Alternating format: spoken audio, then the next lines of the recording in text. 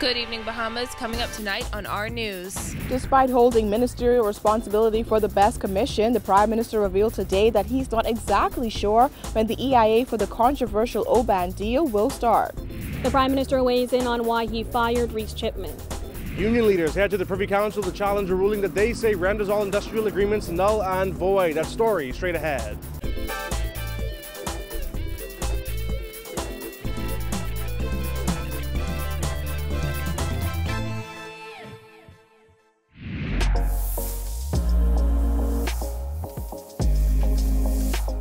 Our news is brought to you by Alive. Welcome to our news and thanks for joining us. I'm Christina Dragovich. Topping news tonight, Prime Minister Dr. Hubert Minnis today admitting that he does not know when or if an environmental impact assessment of the oil refinery project on Grand Bahama started. This, as new evidence suggests, the EIA has not yet started. Dr. Minnis, who's also the minister responsible for the Bahamas Environment Science Technology Commission, has faced tremendous backlash over his government's decision to forge ahead with the controversial project before the completion of that critical EIA. Giorgio Bain reports. As government officials signed a controversial heads of agreement with O-band Energies on February 19th for a $5.5 billion oil refinery project, the company's chair, Peter Krieger, told reporters that an environmental impact assessment would be completed in 45 days. However, more than a month later, Prime Minister Dr. Hubert Minnis, whose ministerial responsibilities include the BESS Commission, seemed to have no clue today whether the EIA had even started. He was questioned by reporters about the critical report after new evidence suggested that the BESS Commission was only preparing to start EIA discussions and a project site visit this month. And there's also concern that O-band hasn't started the EIA as yet. All of that is the environmental entity, EIA, that's all spelled out in the heads of agreement. Exactly when it started and different things, I don't know. In a letter dated March 7th, BESS Commission Director Philip Weech invited AMMC Director Dr. Keith Tinker to visit Grand Bahama to look at the proposed O-band project site. That preliminary site visit was scheduled for March 12th to 17th.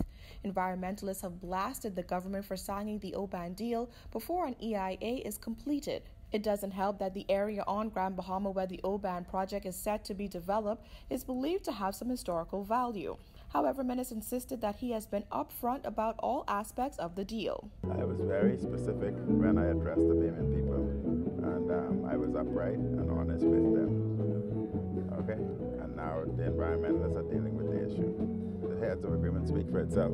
Last week, O-band Energy's president, Satpal Duna, revealed that the company will lease 690 acres of Crown land from the government to build the oil refinery and storage facility. PLP Deputy Leader Chester Cooper has demanded that Minnis step down over revelations that the government signed the deal with O-band 4 days before the Prime Minister even announced the project in Parliament. However, Minnis urged Cooper to be careful. Every now and again, the PLP throw little daggers at me. I would only say to them that be careful, don't throw. Chester Cooper was calling for your resignation. I tell him be careful too. That's all I say, be careful. Minnis also responded to major environmental groups that have all come out against the O-band project, which is said to be near 3 national parks. Their chief concern is that the heads of agreement blocks the government from stopping the project even if the EIA reveals that the project could hurt the environment. The Prime Minister insisted their concerns simply prove democracy is alive. No, it's good because it shows that this is democracy. Freedom of speech. And all groups we welcome to speak. That's the only way Bahamas can grow and move forward. Reporting for our news, I'm Giorgio Bain. Well, the Prime Minister's comments on the O-band Energies deal come on the heels of Progressive Liberal Party Deputy Leader Chester Cooper's call for Minnis to resign.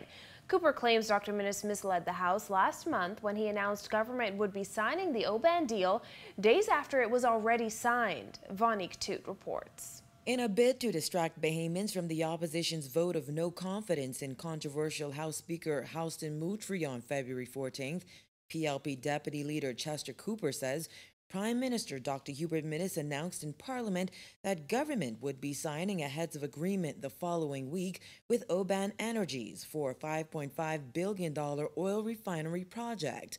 However, Cooper says what Minnis failed to mention is that the deal had already been signed 4 days earlier with Oban President Satpal Duna. He announced that on Monday at 10 a.m.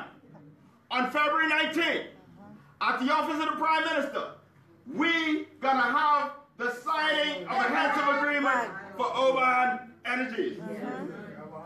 However, on March the 20th, the Prime Minister said that Satpal Duna, the alleged president of Oban Energies, signed the agreement on February 10th. A ceremonial heads of agreement signing was held on February 19th. However, government officials did not reveal this fact until a video emerged showing Oban Chair Peter Krieger signing someone else's name. Faced with mounting pressure to address the Oban fiasco, Minnis eventually revealed that the actual heads of agreement had been signed on February 10th, but the date on the document was changed to February 19th. For this reason, Cooper says Minnis should resign. Given that the Prime Minister's statement, there's little question in my mind, and the only question that remains is whether his misleading of the House was intentional or not. Either way, the course of action for this Prime Minister is very clear. Cooper reminded Minnis that while in opposition, he called on then-Works Minister Philip Davis to resign over the Bamsey fire fiasco. In early 2015, Davis said the Bamsey male dorm, which was destroyed by fire, was insured. However, he later told Parliament that was not the case. On March of 2015, he said at a press conference, and I quote, "By high parliamentary convention, there is only one recourse when a cabinet minister misleads Parliament. He must resign." Stop flamming the Bahamian people. Yes. Stop flamming yourself by acting like you know what you're doing. Stop acting like you're all brand new. Come down to earth with the Bahamian people. Reporting for our News, I'm Vonique Toot. Meanwhile, the Prime Minister is hitting back at fired chairman of the Antiquities, Monuments and Museums Corporation, Reese Chipman, who claims Dr. Hubert Minnis ignored his concerns over how that corporation was being operated. Jasmine Brown has that story. Asserting that his conscience is clear, the Prime Minister shot down former AMMC Chairman Reese Chipman's assertions that the Antiquities, Monuments and Museums Corporation was operating outside the law, and Minnis ignored his concerns. Chipman also warned of political prostitutes in the Minnis administration. Minnis fired Chipman on Saturday after the corporation chairman refused to resign. However, the Prime Minister would not say what led him to axe Chipman and told reporters he would discuss it with his cabinet colleagues on Tuesday. He was asked if that explanation would also be given to the Bahamian people. I don't think some details I would give to you, no. Some details I would not give to you. But the records would always be there, so that whichever government comes behind, the records are always there. Minnis made the comments on the sidelines of the Bahamas Mortgage Corporation's launch of the Queen's Park Urban Redevelopment Project. When asked if he was concerned about a high-profile firing so early into his government's term, Minnis said he is not, and Bahamians should not be concerned either. I always say, Travis, whatever I do, I put God first and I'm led by my conscience. And once my conscience is cleared, I'm happy. And therefore I made a commitment. We said that we would govern in a certain manner and in a certain way. We said we would root out corruption and bring honesty and integrity into governance, and that we will do. Chipman, who was called into a meeting with the Prime Minister and other senior officials on Friday, said the Prime Minister told him that the reason he was requesting his resignation was that he was not getting along with certain people at the corporation, which is responsible for the management of the country's heritage sites and the preservation of its historical assets for future generations of Bahamians. A statement released by the government on Saturday indicated that Chipman has been relieved with immediate effect of his duties. The Cabinet Office provided no explanation for the firing. Chipman also said that the Minnis administration is filled with political prostitutes. The Prime Minister had this response. I don't know what that means. He says these political prostitutes make it hard for your administration to function against the status quo. I don't use the word prostitute, so I would need that broken down.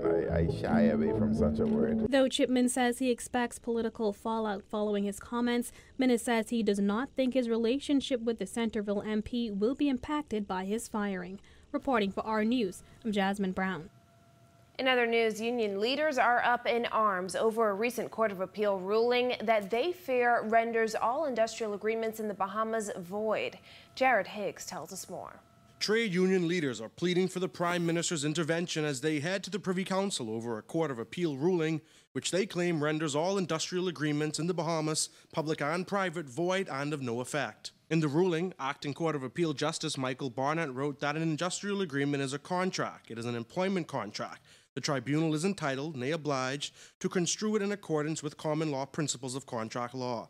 The fact that it is given force by statute does not affect the way that the tribunal must construe it. It is still an agreement. It is still a contract. You have no contract as of the 28th of February. You have no contract as of the 28th of February. Certainly you have no industrial agreement. That's the point. Even if you just signed it 2 months ago, it doesn't matter. The court says an industrial agreement is a contract of employment. And we all know a contract of employment is a normal deal. The Court of Appeal ruled on whether Morton Salt was able to unilaterally change the schedule of workers, as well as issues related to overtime pay. The court dismissed the union's appeal, agreeing with the previous decision of the Industrial Tribunal. Ferguson says the issue of whether an industrial agreement is an employment contract was settled by the Court of Appeal back in 1986, adding that these types of agreements provide more protections for employees. An industrial agreement, there's a procedure to be followed. Due process is necessary in the resolution of any trade dispute. You have reinstatement. You have unfair dismissal. Unfair dismissal does not exist in common law. That's the reason why we introduced it in 2001. That never came before 2001. We had what we consider to be basic contract. And to protect the industrial agreement, section 46 to 51 takes care of that. Now it doesn't exist. Ferguson, who was flanked by union leaders across several sectors, says he was able to file the appeal with the Privy Council, although he's disappointed that there isn't a remedy to put a hold on the judge's ruling. You can't get a stay from the Court of Appeal. That's finished.